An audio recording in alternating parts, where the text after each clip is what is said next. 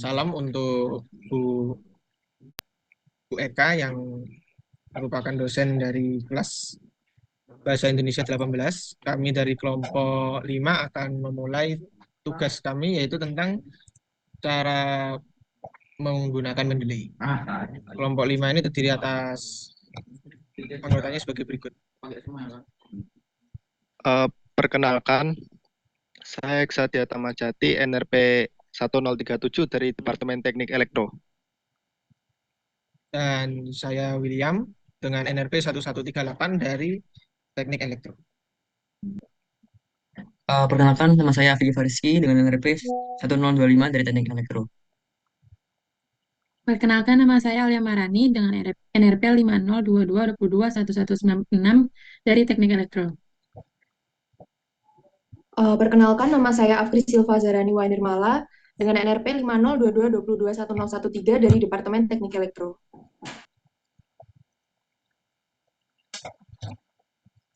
Oke, perkenalkan nama saya Muhammad Fajar Sidik, NRP saya 5022221159. Perkenalkan, nama saya Abizan Raza Adelhaq dengan nomor NRP 5022221232. Perkenalkan, nama saya Aliani Sahaifa dengan NRP 50222210. Dan itu adalah kelompok anggota dari kelompok 5. Dan saat ini saya yang akan menjelaskan mengenai Mendeley dan sumber-sumber referensi yang bisa dikatakan kredibel untuk pembuatan daftar pustaka, penggunaan daftar pustaka dan sebagainya. Jadi untuk sumber referensi sendiri itu dikatakan kredibel itu dikarenakan adanya 3 hal. Yang dimana 3 halnya itu kalau menurut Ibu sendiri adalah terindeks, dapat dipercaya, dapat dipertanggungjawabkan, diterbitkan oleh lembaga resmi atau terdaftar, dan dapat dilacak. Yang dimana dilacaknya ini adalah EISSN, ISBN, sama DOI. Namun kenyataannya kalau dalam mencari cukup sulit untuk menemukan hal-hal yang seperti itu. Untuk mencari tahu apakah buku ini terindeks, jurnal ini terindeks, dan sebagainya, terkadang sulit, terutama dalam hal online atau mungkin kayak mencari di internet lah, intinya gitu, di tempat yang cukup terbuka, karena kan internet ini tempatnya sangat terbuka. Nah, dikarenakan kesulitan yang di situ, untuk referensi kredibel ini, kalau menurut saya sendiri, itu bisa dilihat dengan ISSN yang dapat dilacak itu. Karena kalau sifat-sifat dari buku-buku yang saya temukan dapat dilacak ini selalu memiliki lembaga yang resmi sama dapat dipercaya, sudah terindeks. Kalau memiliki ISSN, ISBN, sama DOI, itu sudah dipastikan punya. Nah, apalagi dengan Mendeley ini juga sangat membantu terhadap hal-hal tersebut. Karena Mendeley sendiri punya aplikasi tertentu yang memang memudahkan penggunanya untuk bisa menemukan apakah buku ini memang bisa dilacak dan mempunyai penulis yang jelas atau bagaimana. Untuk sumber-sumber yang bisa didapat dari internet itu sangat banyak. Salah satunya adalah ini, Google Cendekia atau bahasa Inggrisnya Google Scholar. Google Scholar. Itu juga bisa dengan mengetik, ini semua sudah ada ya sumber-sumbernya ini. Untuk bisa tahu yang mana yang bagus dan sebagainya, itu saya sarankan untuk mencari sendiri, mencari terutama dalam hal tanya-tanya kepada teman-teman sama mungkin kakak-kakak tingkat senior-senior kita yang lebih berpengalaman. Ini ada beberapa hal, ada e-resource, terus ada Sinta, terus ada eh, Taylor and Francis, Pomits kan dari ITS sendiri, sama Sage dan sebagainya. Nah, itu untuk sumber referensinya. Dan Sinta ini saya mengambil contoh dari Sinta. Sinta ini sangat cocok untuk jurnal. Saya sudah mencoba untuk bukunya, cuman bukunya tidak bisa dibuka kalau untuk buku.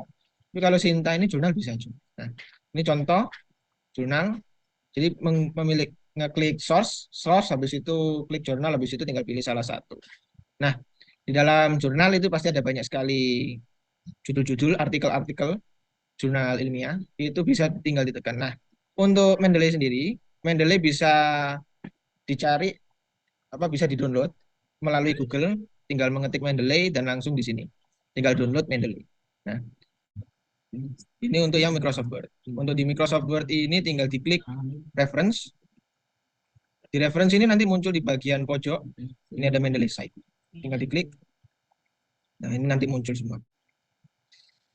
Ini tinggal get started. Nah, get started ini nanti disuruh login. Oke, tinggal mengisi aja, mengisi password yang sudah dibuat ya. Penampilan akan berubah jadi ini. Loading Mendeley site. Reference sama citation settings. Citation settings ini ya mengubah model dari citasnya. Tapi ini untuk referensinya bisa digunakan ini. Untuk memilih yang mana yang mau digunakan sebagai citasi, ini anggap saja ada teks. Dengan cara mengeklik kotaknya sampai ada tanda centang, setelah itu insert one citation. Insert one citation ini nanti akan membuat citasi yang ada di dalam teks ya. Untuk yang ada di dalam teks. Jadi mengutip, cara mengutipnya. Setelah itu kalau untuk membuat daftar pustaka, itu harus diklik semua, centang-centang. Jadi ini bukan diklik semua, lebih tepatnya apa yang digunakan dalam sebuah teks. Karena Mendeley ini akan menyimpan semua sumber referensi yang telah digunakan. Mungkin yang sebelumnya sudah pernah digunakan, tapi ternyata di dalam penulisan artikel ilmiah ternyata tidak dipakai, ya jangan diklik centang, karena nanti akan terikut masuk. Nah, untuk pembuatan daftar pustaka, klik titik 3 yang ada di pojok sini, setelah itu insert bibliografi.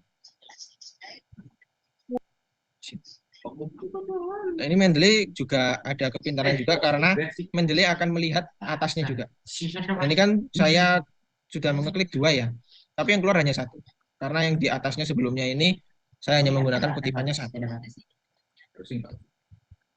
Nah, kegunaan belajar dari Mendeley ini dan sumber referensi dan sebagainya itu dikarenakan untuk menghindari plagiarisme. Dan tidak hanya menghindari plagiarisme, kita pun juga dituntut untuk belajar program. Bagaimana cara penggunaan Mendeley, setelah itu bagaimana cara kita mencari sumber. Karena kan kita sudah hidup di zaman yang modern ya, semuanya internet, semuanya tersedia di internet. Satu-satunya yang kita bisa lakukan hanyalah mencari ya atau bertindak. Karena internet ini hanya sebuah alat, kitanya yang harus aktif. Bagaimana caranya kita tahu? Kita harus mencoba sendiri, harus belajar sendiri, atau mungkin tanya-tanya. Jadi kegunaan dari belajar penggunaan Mendeley dan belajar referensi ini hanya 2 itu. Menghindari dari plagiarisme dan juga belajar untuk mencari, belajar untuk menemukan cara yang benar untuk menemukan referensi dan sebagainya. Karena mungkin di dalam teori seperti itu, tapi di praktik yang terjadi mungkin kejadiannya tidak sama seperti di dalam teori. Sekian dari kelompok kami. Terima kasih.